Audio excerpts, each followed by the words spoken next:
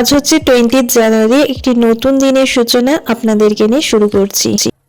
Morning everyone, welcome back to my channel Soumanish world.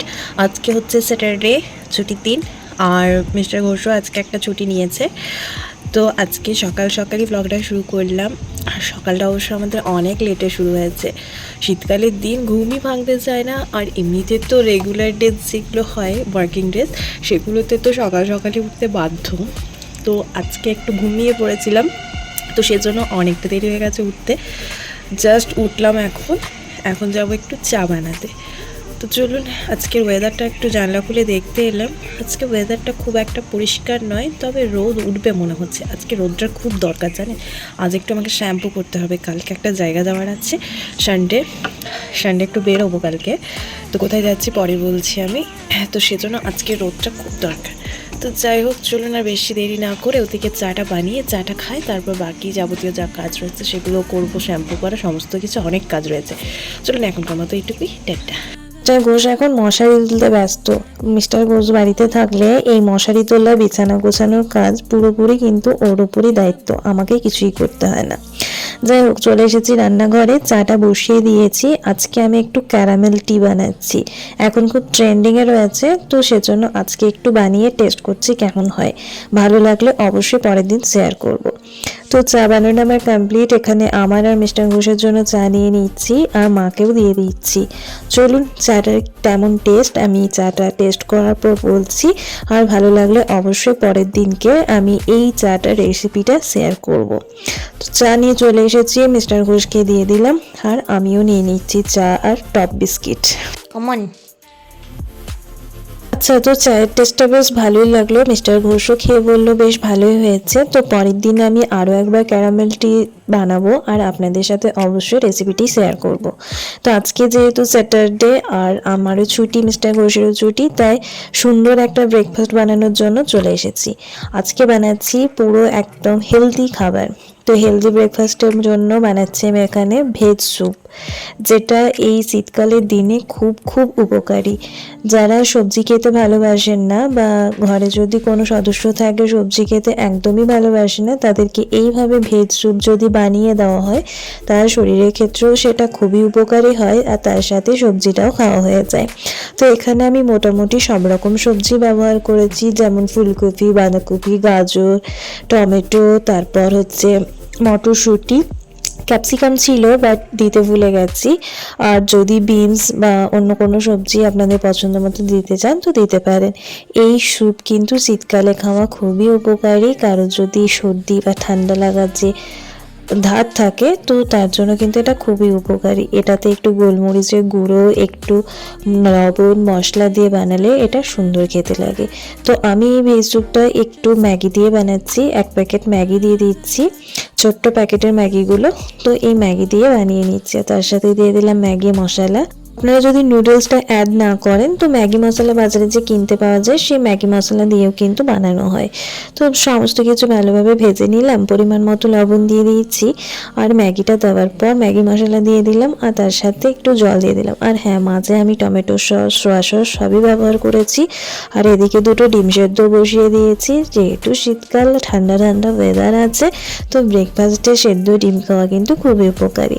তো এদিকে কিন্তু আমার মোটামুটি এদিকে স্যুপ রেডি হয়ে গেছে। আমি লাস্টে একটু ম্যাগি মশলা অ্যাড করে নিচ্ছি টেস্টের জন্য, আর আমি একটু দিয়ে দেবো বিট লবণ, আর তার সাথে লেবুর রস।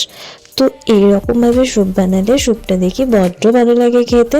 এই স্যুপ কিন্তু আমারও পছন্দের খাবার, আর মিস্টার ঘোষেরও। তো সেজন্য গরম গরম স্যুপ বানিয়ে নিলাম। এখন এটা আমার মায়ের আর মিস্টার ঘোষের জন্য বানিয়েছি। বাবা তো দোকানে আছে, আর আসবে তখন রান্না হয়ে যাবে, বাবা তো সেই লাঞ্চের টাইমে আসবে, তাই আর দেওয়া হবে না। ব্রেকফাস্টটা আমার একদমই রেডি হয়ে গেছে, এখন সার্ভ করে দিয়ে দিচ্ছি। তো এখন 2টো ব্রেড নিয়েছি, জ্যাম দিয়ে নিয়েছি, আর তার সাথে ডিম সেদ্ধ মাঝখান দিয়ে কেটে নিয়েছি, আর অল্প একটু বিট লবণ ছড়িয়ে দিচ্ছি, আর তার সাথে যে ভেজ স্যুপ বানিয়েছি সেই ভেজ স্যুপ, আর কয়েকটা খেজুর নিয়ে নিয়েছিলাম। তো এই হচ্ছে আমাদের আজকের হেলদি ব্রেকফাস্ট। এই ব্রেকফাস্টটা কিন্তু শীতকালের দিনে বড্ড উপকারী, আর তার সাথে যদি কেউ ডায়েট করছেন, তো এই ব্রেকফাস্টটা কিন্তু অবশ্যই ডায়েটের মেনুতে রাখতে পারেন। টিফিন কমপ্লিট আমার, এখন একটু রোদে ঘুরছি, মানে সোয়েটার টোয়েটার খুলে দিয়েছি, এখন রোদে একটু স্নানের জন্য প্রিপারেশান নিচ্ছি। স্নান করতে হবে, সেজন্য আজকে একটু শ্যাম্পু করব, তো সেজন্য রোদে ঘুরে ঘুরে একটু প্রিপারেশান নিচ্ছি স্নান করার জন্য। চলুন এখন একটু রোদে থাকি, একটু গরম হয়ে গেলে স্নান করে নেব। আচ্ছা, তো ফাইনালি মিশন কমপ্লিট, মানে স্নান কমপ্লিট, আমার যে শ্যাম্পু করার কথা ছিল সবই কমপ্লিট। তো এখন রান্নাঘরে চলে এসেছি, মাছের ঝোলটা আমি বানাবো বলেছিলাম সেটা বানানোর উদ্দেশ্যে। আর এখানে রয়েছে বাঁধাকপির তরকারি মাছের তেল দিয়ে, আর এখানে রয়েছে শাকে বেগুনে, আর এখানে রয়েছে আগের দিনের মাছের টক। এগুলো খাওয়াই হয়নি, রয়ে গেছে, একটু গরম করে দেবো, ভালোই থাকবে। আর এদিকে ঝোলটা আমি বসিয়ে দিয়েছি, একটু স্পেশালভাবে বানাচ্ছি, তো সেজন্য ঝোলটা আমি বানাচ্ছি। তো ঝোলটা প্রায় রেডি হয়ে গেছে, এখন মাছগুলো দিয়ে দিলাম, 2 থেকে 3 মিনিট ফোটার পরই নামিয়ে নেব। আচ্ছা, তো এখন বাজে 1:50 মতো, লাঞ্চের সময় হয়ে গেছে, সবাইকে খাবার দিয়ে দিয়েছি, আর এটা হচ্ছে আমার লাঞ্চ। চলুন লাঞ্চটা ঝটপট করে কমপ্লিট করে নিই এখন।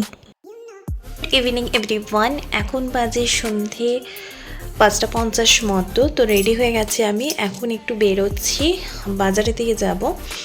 ওখানে একটা জিনিস নেওয়ার রয়েছে আমার, আর তার সাথে ভাবছি ভ্রু প্লাক করবো। ভ্রুটা প্রচণ্ড মোটা হয়ে গেছে, তো সেজন্য ভাবছি একবার পার্লার যাব, পার্লারে একটু ভ্রুটা প্লাক করে নেব।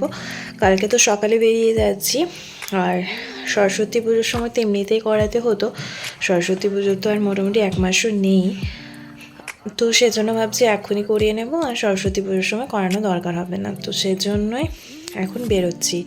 তো চলুন এখন তাহলে বেরিয়ে বাকি কাজগুলো করে নিই।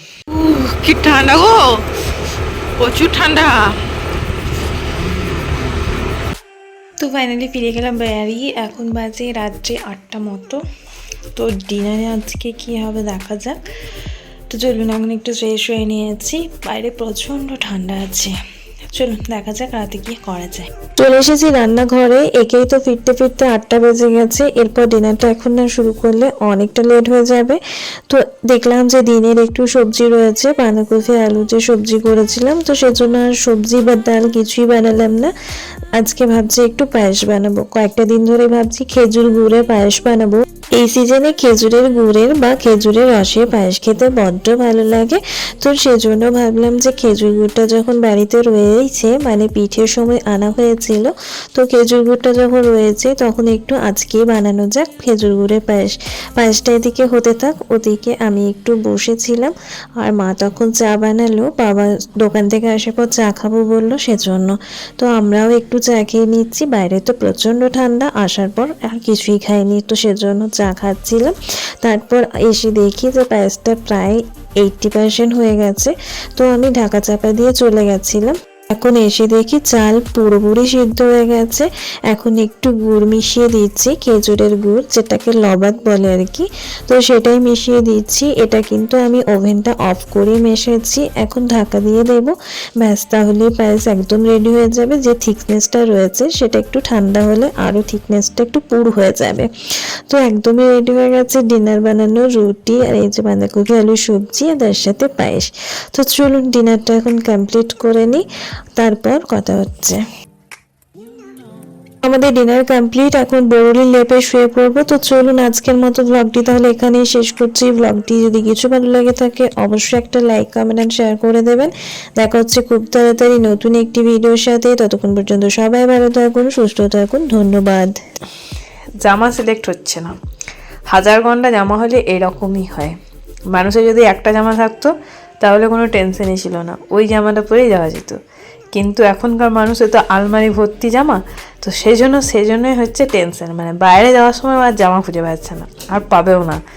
এই জামা খুঁজতে খুঁজতে মোটামুটি 12টা বাজে, এখন 11টা বাজে।